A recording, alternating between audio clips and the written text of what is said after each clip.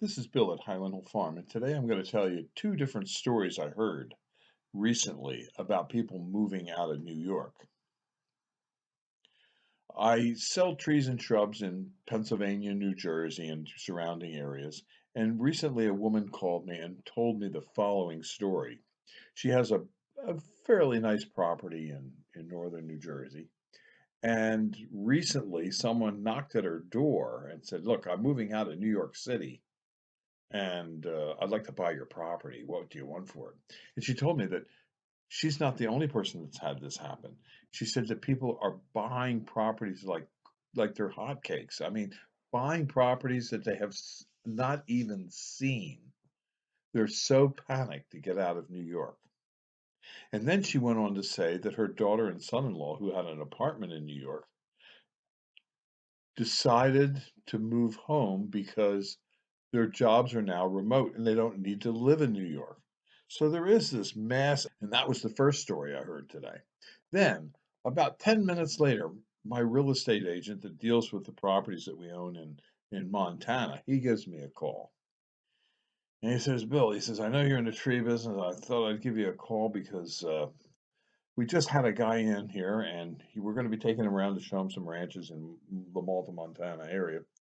And I called you to let you know that he has a 600-acre nursery in New York and he's selling it. He's going to move to Malta, Montana." I said to my agent out there, I said to Gary, I said, "Gary, listen, I'm not interested in buying any properties anywhere in New York." He says, "Yeah, but it's 600 acres of trees. I know you use a lot of trees." I could use the trees, Gary, but I don't want to buy any properties in New York.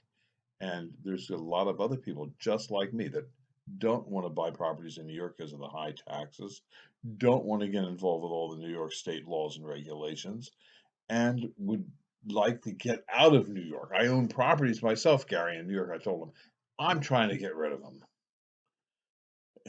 So that's what I wanted to tell you that I heard today.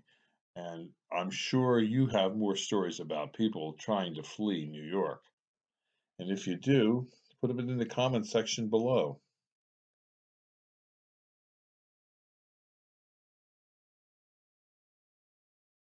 Now, New York Governor Andrew Cuomo faces intensifying accusations that he covered up the true death toll of COVID-19 on nursing home residents.